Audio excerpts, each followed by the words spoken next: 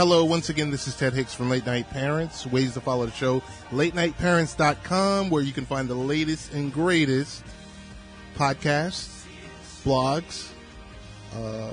If you really want to follow our Twitter and Facebook feeds, and YouTube stream. Happy to be here once again for a super show. Anything that's over an hour, I like to call a super show. So we're going to do this 2 1-hour segments, and I'm not sure if I correctly told Richie V that we would be starting 1 hour early. Hence, I am here by myself. I just sent him a text message, and it just says delivered. So that must mean he's in transit. But a lot to cover this week. I don't even know where to start. There are all types of natural disasters going on here in America, in the world. Some things abroad. Disaster in Indonesia and in Haiti. And it seems like, unfortunately, every now and then, this stuff is happening at a higher frequency. It's very unfortunate because lives are being lost. And it seems like when you turn on cable news, they're not really talking about these types of disasters. And it's a crying shame because anytime you lose lives. But I know one thing that they are talking about. They're talking about, the new Supreme Court Justice, Brett Kavanaugh. That had more than a few news cycles on all the cable news networks, all the blogs and wikis, random websites. Did he do it? Did he not do it? Is he telling the truth? Questioning Dr. Christine Blasey Ford. We'll get into that later on. But what's going on in your world, I got to tell you, I might even recap it with Richie V later on. I got to tell you, I suffer from really, really, really bad allergies. So is it allergies? Is it asthma? Is it this? What could it be? You're taking a Proventil. You're changing your medication. Is it dust mites? Is it not? So I started taking something else. I won't name the manufacturer online because this has been my first full week of taking this new prescribed drug, and I feel a whole lot better. It's helping me to sleep at nights. Sleep straight through the evening. That's something I haven't been able to do. I mean, I wasn't able to do that before because when my kids were younger, they were always getting up at night. This one wanted milk. That one wanted that one. Someone needed a pamper change. But those days and those times are done for me, which is really, really good. I'm really, really happy about that as the kids get older. And other different problems, happen to pop up, but I wasn't able to sleep. And I had these, dark circles around my eyes, and I always had this look on my face, and people were like, "Man, you don't get enough sleep at all, do you?" But it wasn't for the specific reason that it was thought to be. So I can tell you, 1 week later, I am sleeping through the night. This thing is like a wonder drug. We'll just leave it right there. In a couple of weeks, I'll mention it again to see if it's still working or if it's just, just a fraud. But I feel a lot better. I tell you. Yesterday, it was so funny because my wife wanted me to go to the mall. The mall on a Saturday, I'm not sure about you, but I'm really not too interested in that. So usually I do go. Yesterday I didn't. So yesterday it was officially, I pushed back. I pushed back and said, no thanks. I'm not going to go. You go, do, and enjoy yourself and all the above. And that wasn't met too well either. I just want to let you know. Because you know how it is most of the time. Wives like to have their husbands there in the mall, and you're sitting there with that look on your face, and they're going around from store to store to store. Well, like I said, that wasn't me yesterday. I got to rest up. I got to watch a little bit of boxing. I watched the little UFC, MLB playoffs, and I just, I relaxed. I will tell you, 24 full hours later, my wife is not talking to me, but it's okay. I've dealt with this before. So that's kind of what happens in my household. And so I didn't mention that we're doing something different here. Okay, so tonight's show, we're going to have Ian MacDonald. He's going to be calling up in a few minutes. Ian is NRA card-carrying member. Ian joined us, I believe, like last year around about this time. Or it was maybe just after the mass shooting in Las Vegas. And we were talking about, the Second Amendment and all the above. Second part of the show, we're going to be talking with MMA athlete, MMA fighter, Jesse James Kazasaki. He's going to join us. He won't be joining us live. He'll be joining us as a recorded interview that took place earlier this week. It's always good to sit and talk with upcoming, up-and-coming athletes. To hear it's a different age generation. This is a 21-year-old. We won't say millennial. We'll say under 30. Young man who's, into mixed martial arts. Yeah, he's. I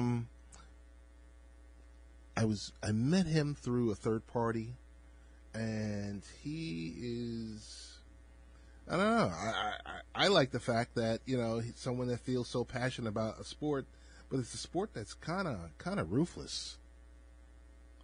So, the one thing I will mention now is, I'm not sure if people realize, but Washington D.C. and 7 other states are rolling out UPK. I'm not sure if you know what UPK is. Universal child care, universal pre-kindergarten. These were things that always were, in the past, have been so much money. And it's good to find out that there's cost-effective solutions that are being done by our politicians. As much as, and I've said this 100 times, as much as the presidential election every 4 years is important, you got to get into those local, stateside races, because it's the local politics that it's really going to affect you. So the story is Georgia, being one of the states, has allotted $4,000 per student. I think they should be applauded, because we're now in this day and age where we're not hearing any good news.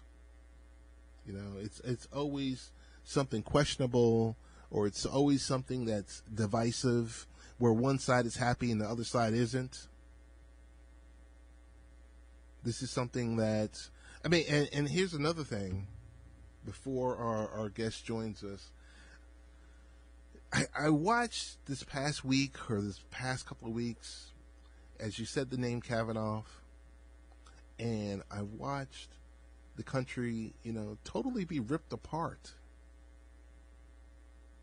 I'm not sure if it's 50-50 or 55-45, but I noticed there was always one side that wasn't happy at all. And it's for me, truthfully, it's a shame because I'm sure those politicians aren't only working on just one specific issue or one specific goal or disappointment. They're working on multiple things. So, as divisive as the Senate might appear to be, you're hoping that they're working on your best behalf, or on your benefit. So, I don't know. I for one was consumed over the last couple of weeks about Kavanaugh, about the whole situation, about Christine Blasey Ford, all the above. And it's I don't know, it's one of those things where you kind of sit back and in retrospect you think about could there have been another way this was done differently? Is there another way that it should have been done differently? We'll get back to talking about Dr. Christine Blasey Ford, the after effect, now Justice Kavanaugh. We'll get back to that. I think in the queue we have one of our good friends, Ian MacDonald, who joined us last. Hey, what's going on, Ian? Everything's well. Can't really complain. I'm still here. Yeah, it's been about a year later. About a year ago, you jumped on the phone with Rich and myself. Rich is in transit right now, and we talked about NRA. We talked about being, an African American NRA card carrying member. No longer a card carrying member. No longer a card carrying member. No, sir. All right, we'll just get into this. I have my reasons for that, but I maintained it, for purposes of just utilizing the discounts that it provided, because the NRA would do absolutely nothing for me if I got in trouble. So, yeah, well, ask for Lando. They do nothing for you. But anyway, that's a whole other issue. No, it totally is another issue. That's another issue. So, tell me one of the reasons why you moved on from being a card-carrying member, because it seemed like at one point Las Vegas happened, and then all of a sudden all these smaller companies, I don't know if they became righteous or it was the thing to do to say, hey, if you're an NRA member, you no longer get discounts at yada yada yada, store. Well, I mean, okay. This is a very, very, very broad topic, and a lot of things that just come into play. But the NRA itself, I do fully support the Second Amendment, rights for people, that you should be able to bear arms. I think that's a no-brainer. But I think that a lot of people actually are on it for other reasons, as opposed to saying, hey, you should be able to protect yourself, you should be able to defend yourself. There's some people on there just for mercenary reasons. I mean, mercenary, I guess that's a very, very, very shady term, but when for other purposes other than actually just protecting one's rights, like, for monetary gain. A lot of these things are done purely out of monetary gain, but the concern really isn't the rights of the citizens to protect themselves. So that's the reason why I'm no longer an NRA advocate, because they're very capricious about their support. If you support one guy's Second Amendment right, why shouldn't you support another guy's Second Amendment right? And if you do that, then it's just kind of it's kind of disenchanting to be a member of an organization that you don't think will actually protect your rights. So protect somebody else's rights. Ian, I got to jump in here. When you say one guy, do you mean one race? Do you mean? Well, for lack of a better word, yeah, I guess you could say that. I'm trying to actually be right, because when you throw the race card out there, then people, he's using the race card. No, I'm not using the race card. I'm just saying. I don't think you're. I don't think you're using a race card. It's just we're just being real here. Because you're a logically thinking person. Most of America is not logically thinking; they're emotionally driven. So again, like Philando Castillo was a CCW person. He had his concealed carrying permit, and the NRA did absolutely nothing to say, "Hey, listen, you officers violated somebody who was legally, of course, administering his Second Amendment rights." They said absolutely nothing about it. And Philando Castillo happens to be, I guess, a man of African American descent. But then you have the situation with Zimmerman. He actually killed somebody, and they stood up. No, he has the right to do this. So it's kind of very, it's very disenchanting to say, hey, I'm paying dues to an organization that's supposed to support my rights. But then I'm like, if something happens, will they actually stand up for me? Because they didn't stand up for the guy that looked like me. So that's my thing. So that was just purely a logical choice by me. It had absolutely nothing to do with emotional intent. It's just logic, because I saw what happened, and I'm like, more than likely that will be the case for me also. So I'm no longer a card-carrying member of the NRA. Hey, Ian, I want to let you know Rich has joined this call also. Rich, how are you, good sir? Good, Ian. How are you? Very well, thank you. Very well. I just caught in the last maybe 2 minutes of the conversation. I myself am still a NRA card carrying member, but I totally understand what you're saying and the viewpoint. Right. Yeah, you're right. Especially with Philando Castillo, there should have been. You would have expected a little more vocal, a little more pushback from them, right? A little something, exactly. A little more than what we got. I mean, a little more than a slight blurb on page 12. Right. Yeah. Right. Because again, we have to look at this on a whole, where a violation of one person's right is a violation of everybody's rights. It's Correct. A threat to everybody's right, because just because they haven't gotten around to you yet doesn't mean that they're not planning to get around to you. No, I agree. And my thoughts behind it, in still maintaining the membership, is that because they are at least still out there to enforce the Second Amendment for everyone, So right. It's a tough call. I totally agree. Great! I just want to be clear. That was my choice. Oh yeah. And I respect every and anybody's choice or position if they still wanted to be in support, because there is usefulness in them. Right. It's just my concern is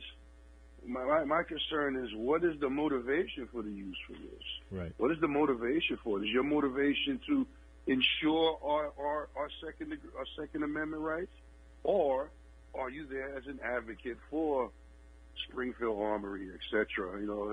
That's what's going on here. True. I That's think just my concern. The problem comes not so much when enforcing or promoting an individual's rights. It's the problem occurs when there is a questionable action against those rights. How far they stand up to enforce it, to battle for the person who may be infringed upon. But it's a good debate. It's a good question.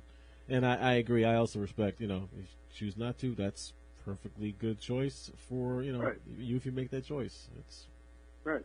But I will always advocate for everybody's right, within reason, of course, because again, there are some people just want a free, open market. We can just walk in, grab you a gun, and pay at the counter. See you later. Right. And Yeah, that's ludicrous. Ridiculous. Yes.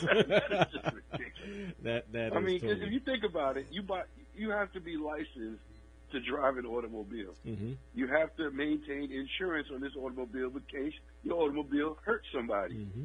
And which makes sense, and we all see that as common sense logic. So to say that you should be able to just walk in and buy a firearm without somebody checking, hey, what's up with this guy? Is he okay? Right. That's where I think the NRA goes a little too far. Yep. Yeah. Thank you. I'm of the same opinion. I have no problem personally with registration, and I actually have no problem with the secondary additional process of the interview, and what we have to go through. Say here in New York, it's an interview, it's a process, it's the investigation, it's a whole 9 yards.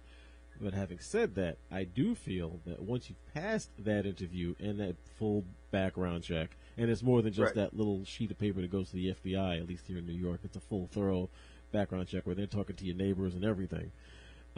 Once having passed that, then I feel the person should be basically allowed to purchase what they want. I will say, though, I also agree that, or would agree with the stance that no one needs a fully automatic weapon.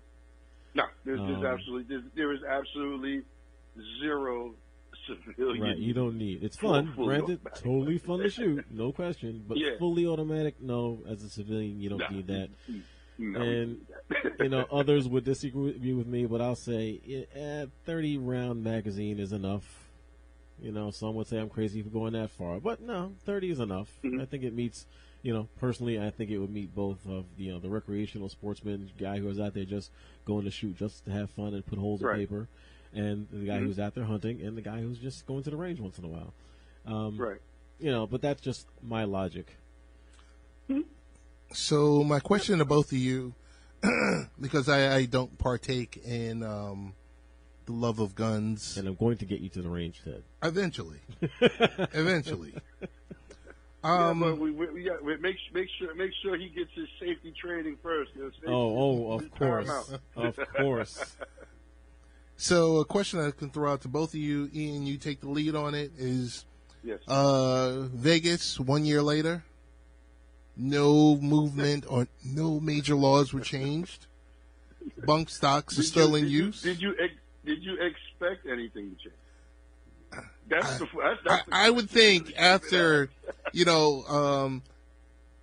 with the loss of life that happened out there, with the amount of people that were injured out there, that our politicians would do something, anything, a bump stock, something. Well, here's a question for you. When has loss of life ever meant anything?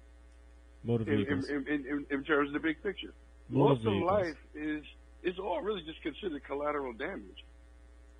Well, no, it has to be loss of life where it ends up, you get into lawsuits and that type of thing. So in the motor vehicle world, which is a financial thing. It's not the loss of life. Right.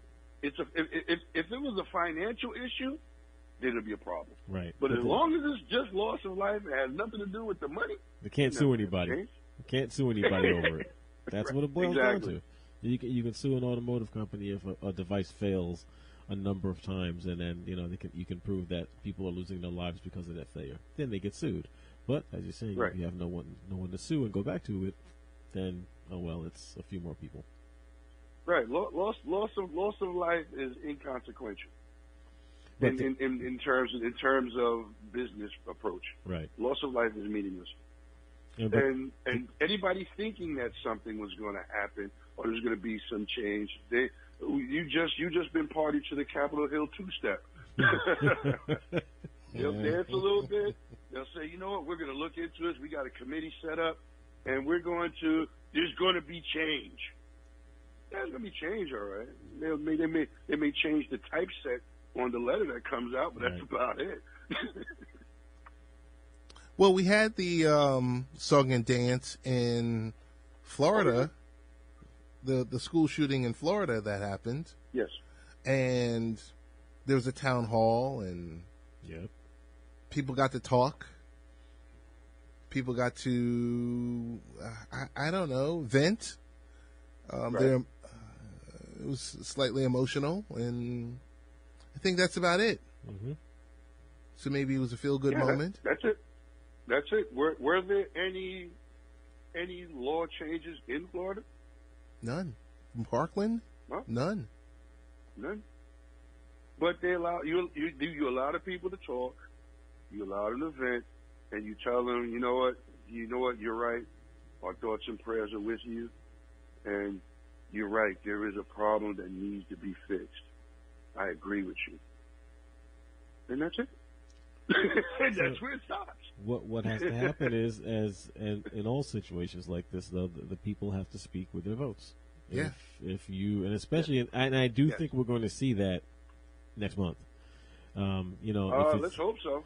You're at the point now where you've spoken, you've got all the information back and forth, you've got they've yakety yacked and said this, that, and the other. And this goes for any topic, not just Second Amendment, not just guns. This is politics in general.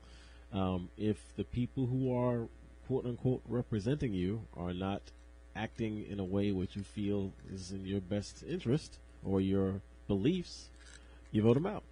Well, somehow they're in locations where the majority feels the opposite way and you lose, or people just get complacent and don't vote.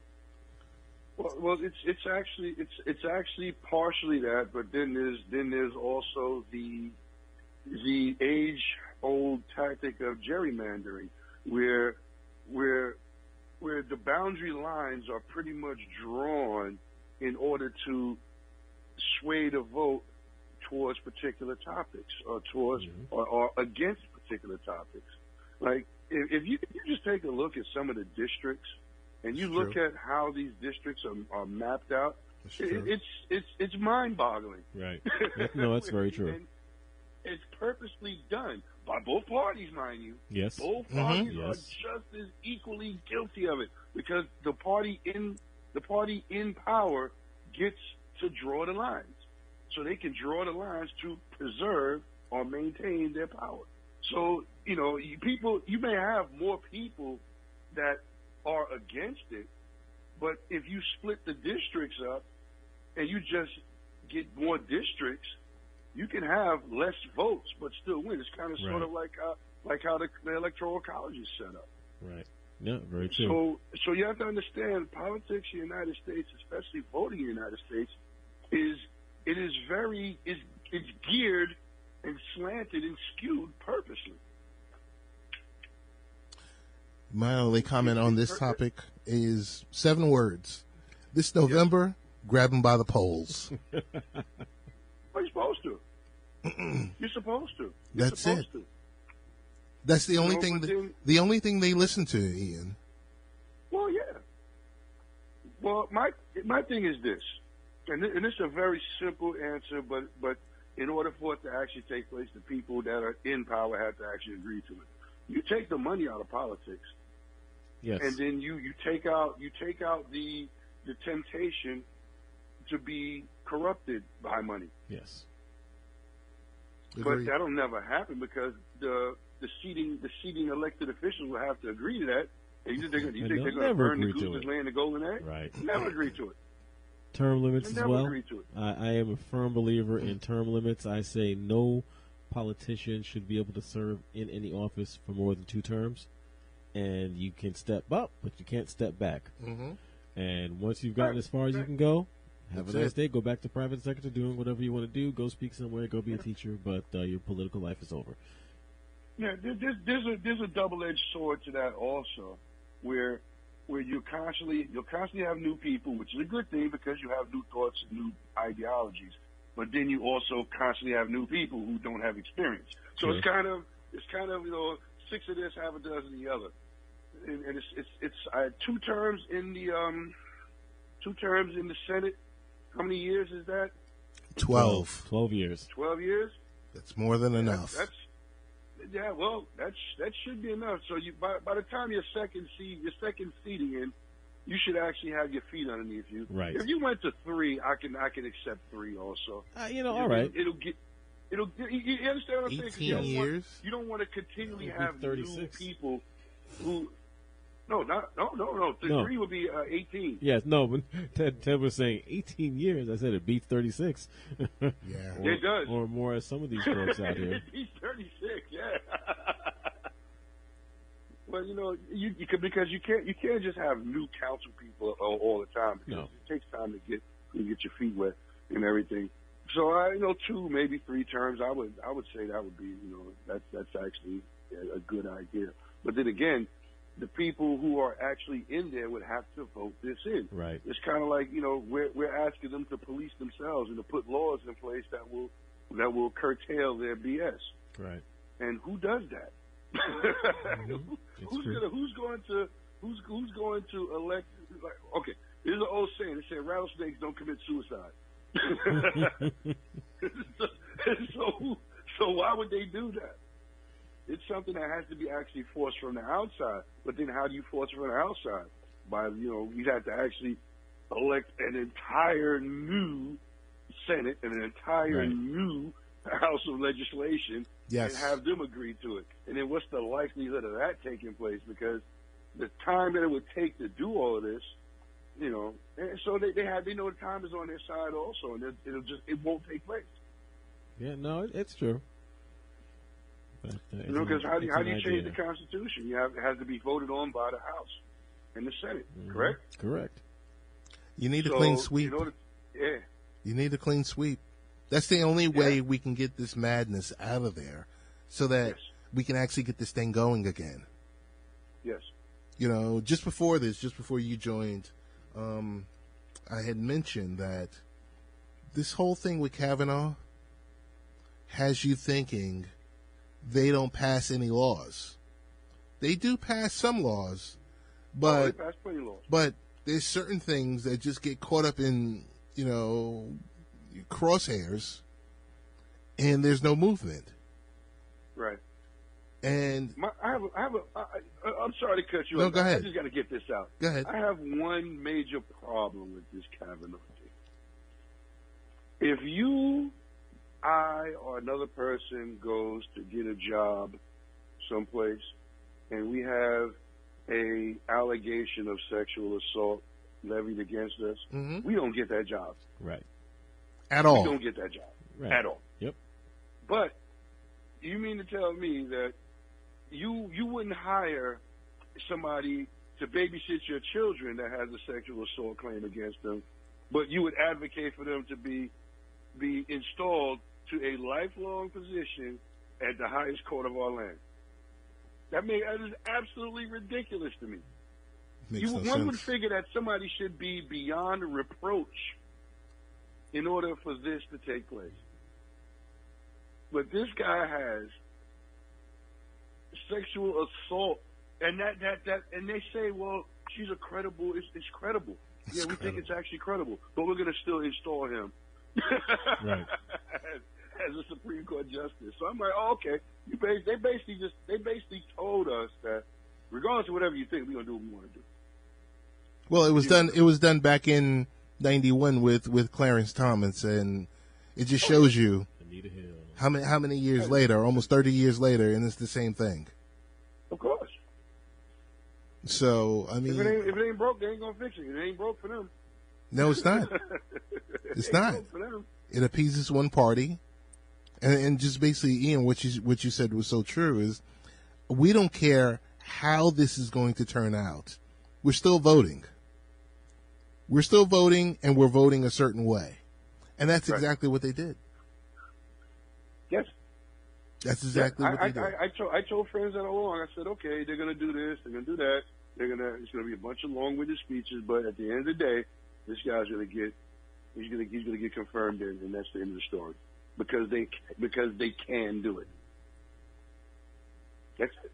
And when I say they, I mean the powers that be. I don't mean they as white folks or they as black folks. I mean they as in the powers that be. Because truth be told, the upper 1%, they're not really concerned with race at all.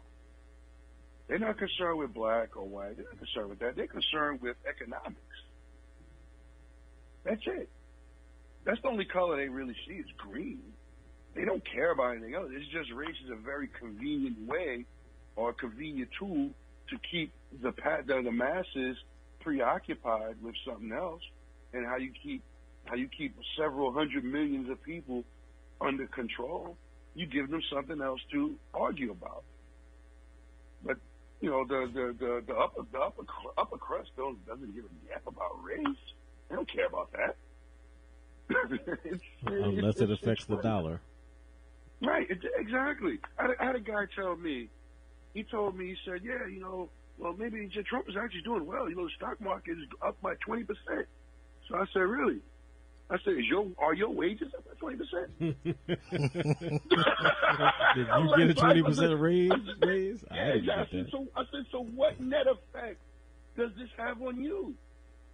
But that's just that people don't understand. They don't understand that this candidate was here to appease the one percenters. Yes. And is there, hey, if you have that type of money, then he's here for you. Yeah. As much as you want to say that this candidate is here for the steel workers or the coal mine workers and all of the above. I mean, it sounds good. It sounds good because you could be in the Midwest and you could say, he's definitely for me and I love him. And I'm going to the rally.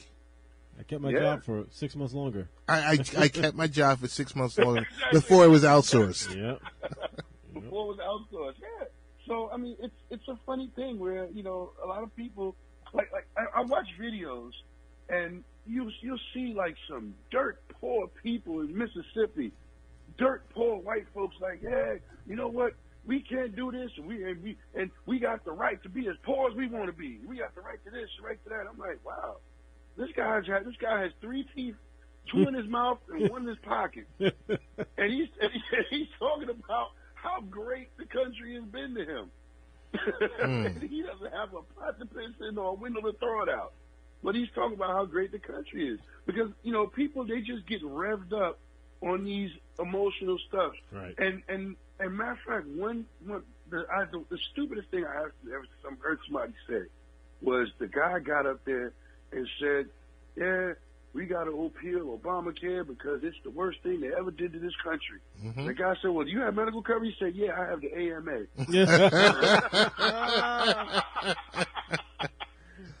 So again, this idiot is just listening to people rev him up. Yep. Mm-hmm. And they're going to take away his medical care. And you don't even know it. You'll find out. It's just because people are so caught up in sound bites. Exactly. Whatever's being delivered to you by whatever the cable news that you watch, your favorite anchor tells you this, and you go running with it without taking a step or two to say, "Hey, let me research this. Let me write this stuff down." But also, let me look into this. let's not sugarcoat it. There's the race card is a huge factor in that as well. We all know it. It's as Ted and I in some of our many conversations. I always say, once you get a couple hundred miles away from either coast, it's a different country. Yeah, it is. Yeah, it is. It is. People don't understand that, and again, that's why we have the situation we have now. People don't quite get that, and I think some folks kind of get insulated, thinking that it's the whole cosmopolitan adventure everywhere. It is far from that, and you don't have to go far. You don't have to get, you don't have to go all the way down to the deep crack of Mississippi. Nope, don't go that far. And it's a different world. It is still 2 countries as far as, those demographics and the way things look there, and I think people kind of forget that. Excellent point. And I don't think that point can be stressed enough to individuals that I grew up in New York City, Mm-hmm. a very, very cosmopolitan town, if you want to call it that, a very urban town, and very city. Mm-hmm. But then when you get outside of the city, Oh, you start seeing it changes. You start seeing a different ideology of people. Yes. Like I live in Pennsylvania now, and it's totally different here than it was where I grew up in New York City. Right. Totally different. Like I remember seeing nothing but Trump Pence bumper stickers all over the place. Mm-hmm. Rallies and mobs on the corner. Yeah, vote Trump, vote Trump, vote Trump. And the funny thing is now, you drive around down here in Pennsylvania, you will narrowly see a single Trump Pence bumper sticker. Like they peeled them off. It was like, this guy actually did something to us. They peeled them off. But ask yourself, why did they peel them off? Was it just for the moment? Was it just to make sure she didn't get in? Exactly. There was some That's of that. exactly what it was. And I have this conversation with several people. They're like, well, I just could not vote for Hillary. I'm like, okay, wait a minute. I said, so you mean to tell me that your vote was determined on who you didn't want in, Mm-hmm. as opposed to saying who is the better suited out of the two choices? So I'm like, everything that you complained about, Barack Obama being ill prepared and he was young and all this other stuff. And The food he stamp had no president. experience and blah blah blah. I was like, that was a problem for the past 8 years where he had no experience and inexperience and this, that, and the third, and he's probably a Muslim and all this other stuff. Okay, so that was a problem for 8 years. Now you mean to tell me that this guy, who has run every business he's had into the ground, Mm-hmm. is the guy that's going to economically stabilize our country? Mm-mm. Like, okay, I got you. Mm-mm. I got you. Donald Trump has one business that actually does well. That's his brand name. Mm-hmm. That's it. Yeah. Every other business he has been involved in, he's run into the ground and went bankrupt. Didn't pay people, all this other stuff. And this is the guy that you're saying is going to turn this country around financially. The guy that went bankrupt 3 or 4 times, but he's going to turn this country around. Mm. How many times are we going to have to go bankrupt before he gets it right? Go buy a Trump steak. Right. So it was all just one big red herring where he got elected because people were just so revved up that they didn't want Hillary in place. Mm-hmm. And the truth of the matter is Hillary shouldn't even have been the one running against him. That's a whole horse of another color. And no, I'm going to go to that horse because I'm of the opinion that had the Democrats allowed the process to take the route it was going, Right. Mr. Sanders would have been the person going up against Mr. Trump, and Mr. Sanders would have won. Easily. We know about we'll call them cheating scandals, trying to make Hillary the one, and it totally backfired. And then there's, it was almost the perfect storm, because then also I was going to say that the Republicans put up no one that was credible in that race, and it just turned into a show. And it was clear, at least I think it was clear from the beginning, Trump had no thought that he was going to win this. It was a show. It was getting his name out there. It was, get himself some sound bites and be seen. And then it kind of it was a big ego boost for him. Yeah, it was. And it just, every week we're like, nope, he's still there. Every debate is like, nope, he's still there. And then we have an election, and lo and behold, we all saw the look on his face when he was sitting there talking with President Obama. The look on his face was like, this is a clean radio show, so I can't say it. But like, what do I do? Yes. What? Oh my God!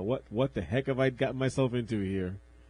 And that's what we saw for those first. We still see it, but especially that first 6 months. saying whatever he thought he could say, doing things we clearly had no right to do, no jurisdiction to do, saying ridiculousness, actions that everyone's like, oh my God, what are we doing with this man?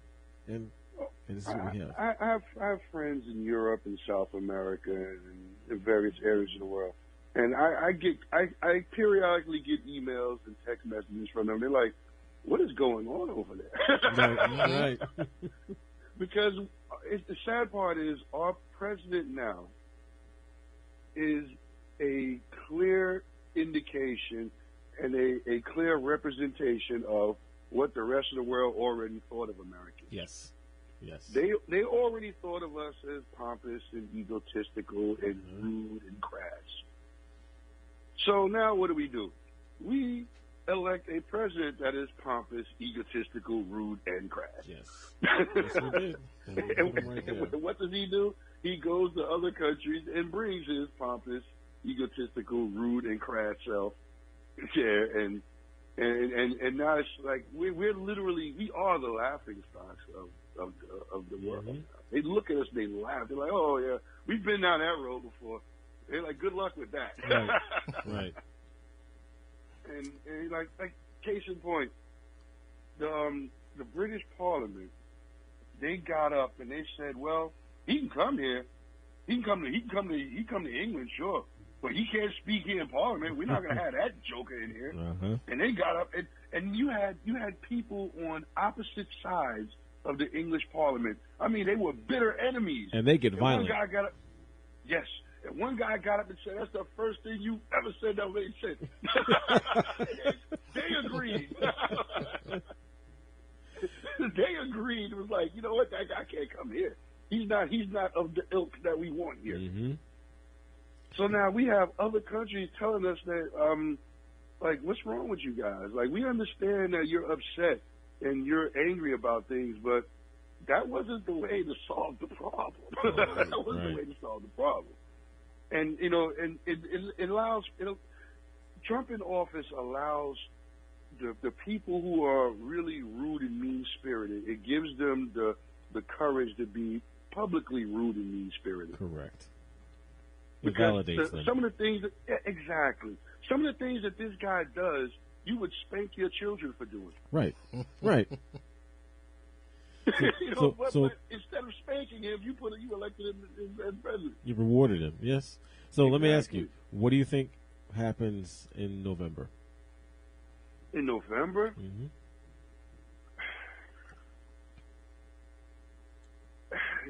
It is really, really hard to say.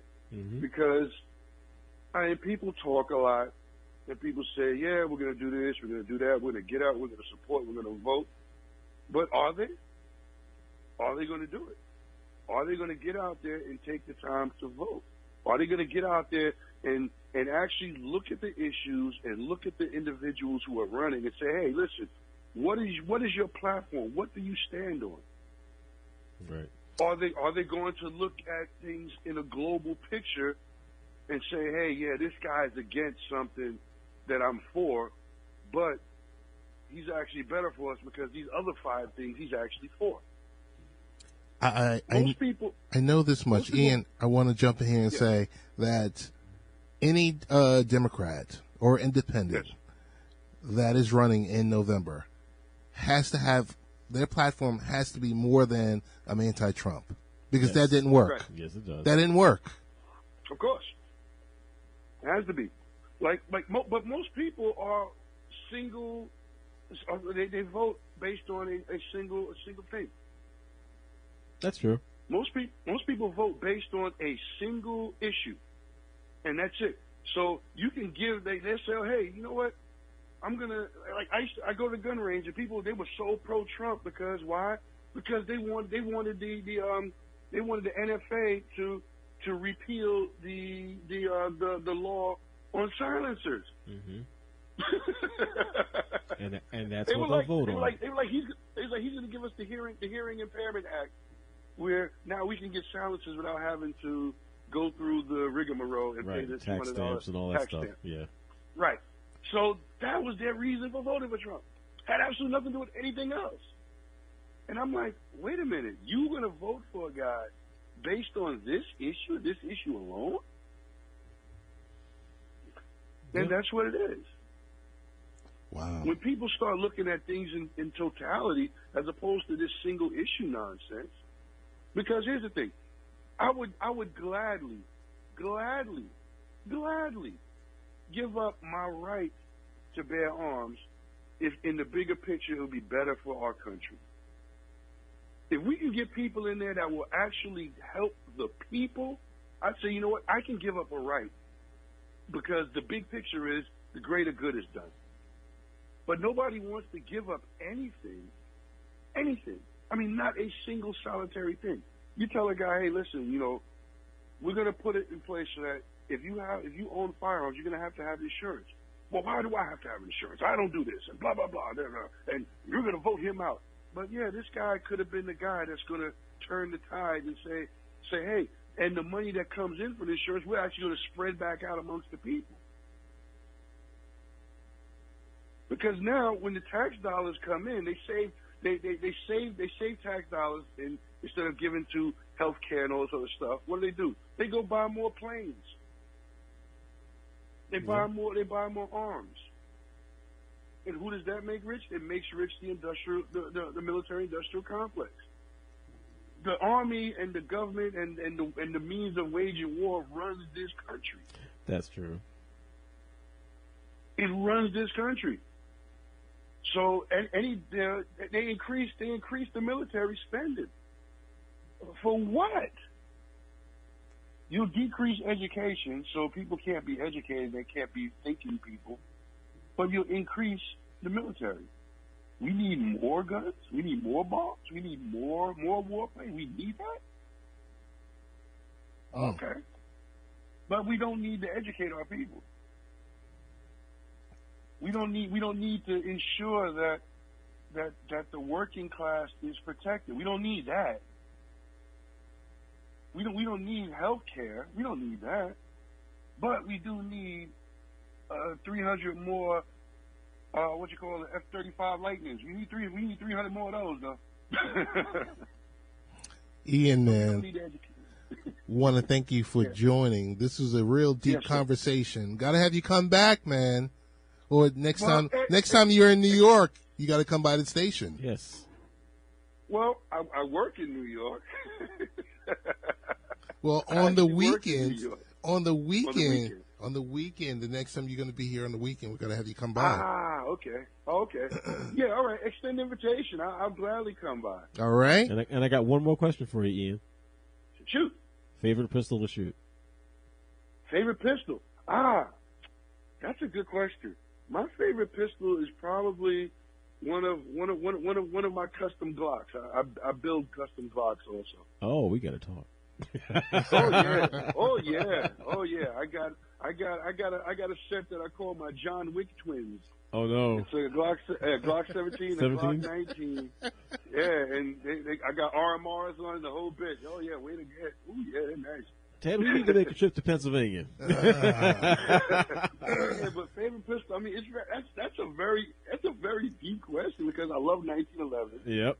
I got several of those. Yep. I got a great Smith & Wesson competition center.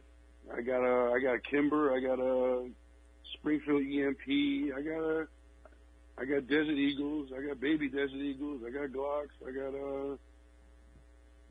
you covered all the bases. Yeah. Oh yeah. I got some custom ARs I built there. No, it's a hobby for me. Nice. Yeah, I understand. Ruger SR9. That's my favorite to shoot right now. Now, you said which one? A Ruger SR9. Ruger SR9. I haven't shot that one. I haven't shot the Ruger. It's nice. But I know a guy. He just actually got the M&P 2.0. The M&P 2.0 in a 9mm. Yep. That's actually a great gun also. A very good. I had one before. I bought one, and I sold it because I didn't like the trigger. It had the trigger with that hinge on it. I didn't like it. But then after I sold it, I realized I could just put an Apex trigger on it and call it a day. You know? And you're building them, so yeah, that's right. Swap it out. That's all. Oh man, Ian, once again, thanks again for joining us and having a spirited discussion on all the above. It's always a great discussion on with you guys. I'll try to get back before a year this time. Good. Yeah, look forward to it. We're going to hold you to it, man. Thanks again, all right? Yeah, no problem. Thank you for having me. All right, Ian. Good talking to you. Take care, man. All right, pleasure's all mine. Bye-bye. Bye-bye. So it was a detailed conversation. That was cool. I think you started geeking out at the end. Yeah, a little bit. Had to go there, you know. Yeah, no. It totally made sense. Well, we're about to wrap this show, and those of you that are going to hang around, there'll be another one that we'll be recording live. Best ways to get in contact with you, Rich? I am still Late Night Rich. And I am the real Ted Hicks, and we are out. Thanks, everyone. Talk to you soon.